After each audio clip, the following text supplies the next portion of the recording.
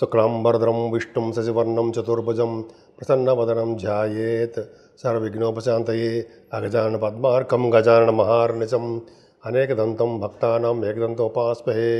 ఓం గం గణపతయే నమః. ఓం శ్రీమాత్రే నమః. ఓం శ్రీ గురుభ్యో నమః. నేను మీ వాడ్రేవ్ ఆదినారాయణరావు శర్మ. ఇప్పుడు మనం జూలై 6th నుంచి 12th వరకు కూడా ఈ వారం రోజులు ప్లానెటరీ పొజిషన్స్ మనకి ఏమి ఇస్తారు, మనం ఎట్లా ఉండబోతున్నాం అనేది మనం తెలుసుకుందామండి. తులారాశి వారికి హాయిగా ప్రశాంతంగా ఉంటారండి. మీరు 6వ తారీఖుని మరింత ప్రశాంతం బ్రహ్మాండంగా ఉంటారు. డబ్బులు అధికంగా వస్తాయి. నేమ్ అండ్ ఫేమ్ పెరిగిపోతుంది. సంతోషంగా ఆనందంగా ప్రయాణాలు చేస్తూ హాయిగా ఉంటారు. అలాగే డబ్బులు కూడా ఏమాత్రం ఇబ్బంది పడరండి. సెకండ్ హౌస్ లార్డ్ లాభంలో ఉన్నాడు కుజుడు. ఆ సుబ్రహ్మణ్యేశ్వర స్వామివారి దయ వలన ధనప్రాప్తి, కుటుంబంలో వృద్ధి, ఐశ్వర్యప్రాప్తి. తేనె మీకు సెకండ్ భావం తేనెలాగా తీయటి పలుకులు, చాలా అద్భుతంగా మాట్లాడగలరు. చదువులో బాగా రాణిస్తారు. అలాగే 9, 10 తారీఖుల్లో మీ చెల్లెళ్ళను, మీ అక్కాయిలను, తమ్ముళ్ళను కలవడానికి మాత్రం వెళ్తారుండాయి. కలుస్తారు, ఫోన్లో మాట్లాడతారు. ధనప్రాప్తి ఉంది. వాళ్ళకి ఫైనాన్షియల్ స్టేటస్ వాళ్ళు కలిగిస్తూ ఉంటారు. మీ ప్రయాణాలు చేయడం మాత్రం చాలా ఇష్టం అండి. అంటే జనరల్గా మీకు ప్రీతి, ప్రయాణాలంటే మహా ఇష్టం. ప్రీతి అంటే ఇష్టం అని అర్థం. అందున షార్ట్ జర్నీస్ అంటే దగ్గర ప్రాంత ప్రయాణాలు అంటే సరదాగా చేసేస్తూ ఉంటారు. పైగా మీకు కమ్యూనికేషన్ స్కిల్స్, నాలెడ్జ్ ఇంప్రూవ్ చేసుకుంటూ ఉంటారు. కష్టపడి పనిచేస్తారు. అలాగే మీరు రిజల్ట్స్ కూడా అలాగే సంపాదిస్తారండి. అద్భుతం. అలాగే మీ ఇంట్లో మీ చదువులు మీకు చదువులు రావడము, మీ ఇంట్లో తల్లిగారి ఆరోగ్య పరిస్థితి చాలా బాగుంటుందండి. రైతులకు కూడా ఏం ఇబ్బంది పడాల్సిన అవసరం లేదు. చక్కగా వాహనాలు కొనుక్కోవడానికి అవకాశం ఉంది. ఏమన్నా రాహు ప్రభావం వల్ల చిన్నగా కొంతమందికి పుట్టే సంతానం విషయంలో కూడా ఇబ్బందికరంగా ఉంటుందండి. రాహు పంచమస్థానం, రాహు అంత అద్భుతమైన మంచివాడు మాత్రం కాదు, ఇబ్బంది పెడుతుంటాడు. కానీ భగవంతుడు ఏం చేశాడంటే మీకు గురు దృష్టి పెట్టాడండి. గురువు చూడడం వలన, కుజుడు కూడా చూడడం వల్ల ఏమవుతుందంటే సంతాన ప్రాప్తి కలుగుతుంది. సంతానం అంటే దైవ దర్శనాలు, దేవుడి యొక్క ఆరాధన వలన, మీరు చేసుకున్నటువంటి పూజల వలన ధనప్రాప్తి అంటే పుత్ర సంతానం, పుత్రిక సంతానం యోగం కలగడానికి అవకాశం ఎక్కువ. ఇలా చెప్పుకుని వెళ్ళిపోతే చాలా ఉందండి. ఏదైనా స్టాక్ మార్కెట్లో ఉన్న వాళ్ళకి లాసులు రావడానికి అవకాశం ఉంది. ఏమైనా శనీశ్వరుడు 6వ భావంలో చాలా బాగున్నాడు. అంతేకాకుండా మీ రాశి వారికి జూలై 13వ తారీఖున వక్రగతిలో వస్తాడు. అక్కడి నుంచి మిమ్మల్ని పట్టుకోలేము. సరే అప్పుడు చెప్పుకుందామండి ఇంకోసారి. శనీశ్వరుడు 6వ భావం ఉండడం వల్ల పొలిటికల్ రంగంలో ఉన్న వాళ్ళకి పదవులు రావడము, గవర్నమెంట్ ప్రొఫెషన్ ఉన్న వాళ్ళకి ఉద్యోగాలు రావడం, గవర్నమెంట్ ప్రొఫెషన్ ఉద్యోగాలు రావడము, అలాగే ఉన్నతంగా గౌరవింపడ్డము. అలాగే కొంతమందికి అయితే ఈ సాఫ్ట్వేర్ రంగ ఉద్యోగస్తులకు బాగుండడము, శనీశ్వరుడు వలన కాంపిటీషన్ ఎగ్జామ్స్లో మీరు విజయం సాధించడము, ఇవన్నీ ఉంటాయండి. అంతేకాకుండా మీకు శత్రువుల వలన భయము లేకుండా బాగుంటుంది. అంతేకాకుండా అనారోగ్య సమస్యల నుంచి మీరు బయటపడుతూ ఉంటారు. ఏదేమైనా అష్టమ స్థానం శుక్రుడికి శని దృష్టి ఉండకూడదు. మీ లగ్న, మీ రాశ్యాధిపతి అష్టమ స్థానంలో శుక్రుడు ఉన్నాడు.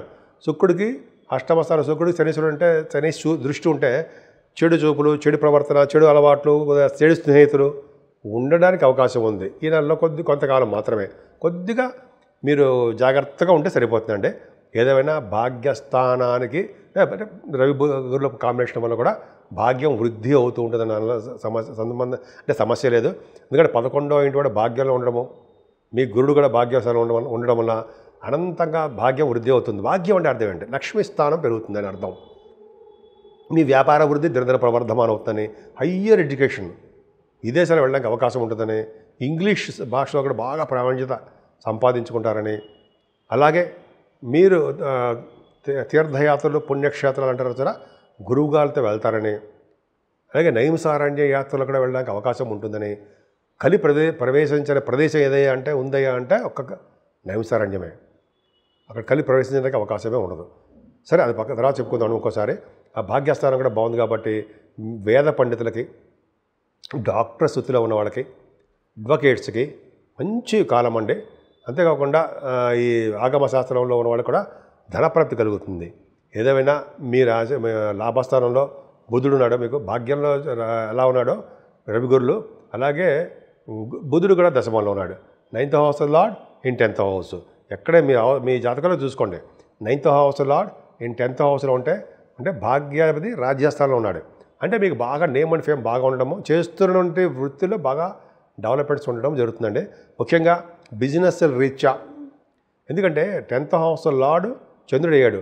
10th హౌస్ లార్డ్ మీ రాశిలోనే ఉన్నాడు. మీ రాశి అంటే తులారాశిలో, చరతత్వ రాశిలో ఉన్నాడు 6వ తారీఖు.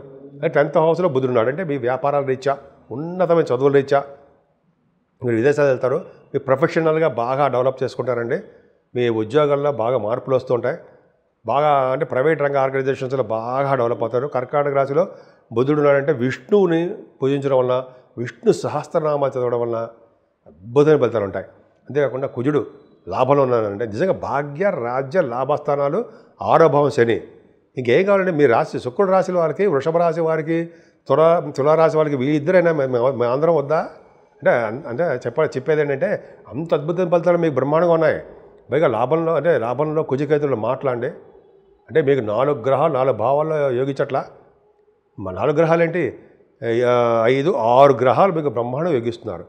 కుజుడు 11వ భావంలో అంటే సామాన్యమా, 6వ భావంలో శని, 11వ భావంలో కుజుడు, కేతువు, అమ్మో 3, 6, 11 స్థానాలుగా చూస్తాం. 11వ భావంలో కుజుడు అంటే రియల్ ఎస్టేట్ రంగంలో ఉన్న వాళ్ళకి చాలా అద్భుతం. బహుశా మీరు ఇల్లు కొనుక్కుంటారేమో చూడండి. అపార్ట్మెంట్స్, ఇళ్ళు మీరు కొనుక్కోవడానికి అవకాశాలు ఎక్కువ ఉన్నాయండి. అద్భుతంగా బాగా అవకాశాలు ఉన్నాయి. వాహనాలను కొనుక్కుంటారు. అయితే అపార్ట్మెంట్స్ బాగా అమ్ముడిపోతాయి మీరు వ్యాపార రంగంలో ఉంటే. ఏదేమైనా మీ రాశి వారికి చక్కటి ఫలితాలు ఉన్నాయి. ఇబ్బందికర వాతావరణం ఏమీ లేదు. కానీ రాహుకేతువుల మధ్యలో ప్లానెటరీ పొజిషన్స్ ఉండిపోవడం వలన మీకు సర్పదోషం ఏర్పడి కొద్దిగా ఇబ్బందికరంగా ఉందండి. అంతేకాకుండా శనీశ్వరుడు కూడా 12వ భావంలో చూడడం వలన ఖర్చులు అధికంగా ఉండడానికే అవకాశం ఉంది. ఏదైనా తులారాశి వారికి మీరు పూజించవలసిన దేవుడు అమ్మవారు. అమ్మవారిని పూజించడం వల్ల సర్వ శుభాలు, సర్వ సౌఖ్యాలు కలుగుతాయి. ఇప్పుడు మనం 12 రాశుల వారికి రెమెడీస్ ఏంటి, పరిహారాలు ఏంటి, ఏం చేస్తే మనకి బాగుంటుంది అని అందరికీ అనిపిస్తుంది కదా, నాకు కూడా అనిపిస్తుందండి. అప్పుడు మనం ఏం చేయవలసిన అవసరం లేదండి. ఎందుకంటే ముఖ్యంగా ఈ వారం రోజులు కూడా రాహు కేతుల మధ్యలో ప్లానెట్స్ అంటే గ్రహాలన్నీ ఉండిపోయాయి. ఎక్సెప్ట్ చంద్రుడు బయటకు వచ్చేస్తుంటాడు. ఉండిపోవడం వల్ల ఎప్పుడు కూడా రాహు దగ్గర నుంచి సవ్యకాల సర్పదోషంలో ఉన్నాయి ప్లానెటరీ పొజిషన్స్ అంతా. అదే ముఖ్యంగా అమ్మవారి యొక్క దర్శనం చేసుకోవడము, అమ్మవారి యొక్క కళ్యాణాలు చేయించుకోవడము, అలాగే పౌర్ణమి పూట కానీ లేకపోతే అమావాస్య పూట కానీ చండీ హోమాలు అండి. చండీ హోమం చేయించుకుంటే అమ్మవారికి ఆశీస్సులు ఖచ్చితంగా ఉంటాయి. రాహువుల వచ్చే దోషాలు పరిహారం అయి తీరుతాయి కూడా. అదొక పాయింట్. రెండో పాయింట్ ఏంటంటే కేతువు సింహరాశిలో కుజుడితో కలిసి ఉన్నాడు. సర్పదోషం. ముగ్గురు అలాగే ఉన్నారు. ముగ్గురు అంటే రాహువు, కేతువు, కుజుడు కూడా. ఇలా కుజకేతువులు సింహరాశిలో ఉన్న వాళ్ళకి అంటే మంచిదే, కానీ చిన్నపాటి దోషం కూడా. కాబట్టి మనం కేతువు కంట్రోల్కి రావాలంటే గణపతి ఆరాధన, నిత్యము గణపతి పూజించడం. కొంతమంది అయితే లక్ష్మీ గణపతి హోమం చేసుకుంటారు. అది పవర్. అయితే లక్ష్మీ గణపతిని పూజిస్తారు. అదొక అద్భుతం. అయితే గణపతిని ఆరాధన చేసుకుంటూ, పౌర్ణమి పూట ఆరాధన చేసుకుంటూ, మీ పేరున పూజలు చేసుకుంటూ ఉంటూ, స్వామివారికి గరికి సమర్పించుకుంటూ ఉంటే ఇంకా చెప్పాల్సిన పనే లేదండి. పైగా కుజుడు కూడా ప్రభావం మీకు ఉంది కాబట్టి సుబ్రహ్మణ్య స్వామి ఆరాధన కూడా చేసుకుంటూ ఉంటే అద్భుతమైన ఫలితాలు ఉంటాయి. ముఖ్యంగా శనీశ్వరుడి యొక్క దోషం కూడా మేమే ఉందండి, మీ రాశి వారికి ఉంది. కాబట్టి శనీశ్వరుని ఎప్పుడు వదలకూడదు. తైలాభిషేకాలు చేసుకుంటూనే ఉండాలి. అలాగే ఆయన స్వామివారి చుట్టూ ప్రదక్షిణ చేస్తూ, అలాగే అక్కడ మీకు పూజ చేయించినటువంటి బ్రాహ్మణ వారికి దక్షిణ ఇస్తూ, ప్రదక్షిణ చేస్తూ మీరు అలా ఉంటే చక్కని ఫలితాలు మీకు వచ్చి తీరుతాయండి. అందరూ డౌటే లేదు. పక్కనే ఆంజనేయ స్వామి వారు ఉంటారు. ఆంజనేయ స్వామి వారిని కూడా తమలపాకులతో పూజించడం వలన, ఆయన్ని సింధూరంతో సమర్పించడం వలన, అలాగే స్వామివారికి అప్పాలు సమర్పించడం వలన, అలాగే చేసుకుంటుండడం వల్ల శనీశ్వరుడు వచ్చే దోషాలు చాలా మటు పరిహారం అవుతాయి. అంతేకాదండి, మెయిన్ ఇంపార్టెంట్ అంటే శివాభిషేకాలు. శివాభిషేకం మన అందరికీ కుదరదు కదండి. కానీ శివుడి దగ్గరికి వెళ్ళినా, గుడికి వెళ్ళినా శివుడికి మల్లెపూల మాల సమర్పించడము. అయితే మన ఇంట్లో అవకాశం ఉంటే మల్లెపూలతోటి స్వామివారికి పూజ చేసుకోవడము, తులసి దళాలతోటి, తులసి మాలలు కూడా చేయించండి. తులసి దళాలతోటి, అలాగే మారేడు దళాలతోటి పూజ చేస్తే స్థిర లక్ష్యం మన ఇంట్లో ఉంటుంది అంటాం కదా. అలాగే ఈ గ్రహాల వల్ల వచ్చే దోషాలు కూడా చాలా పరిహారం అయ్యి సకల కార్యాలు సిద్ధిస్తాయండి. ఈ 12 రాశుల వారు కూడా, అంటే మేషం నుంచి మీన రాశి వారి వరకు కూడా ఈ దోషాలు పరిహారం అవడానికి మీకు చేతనైంది చేయండి. జనరల్గా పరిహారాలన్నీ చాలా పరిహారాల వలన మీ దోషాలు కూడా చాలా కంట్రోల్ అయిపోతాయి. సో మీ అందరికీ చాలా బాగుండాలని, ఆయుర ఆరోగ్యాలతో ఉండాలని, మీరు ప్రతి పనిలోనూ ముందంజలో ఉంటూ స్పీడ్గా ఉంటూ చక్కగా రాణించాలని, రాణిస్తారని కూడా నేను మనస్ఫూర్తిగా కోరుకుంటున్నాను.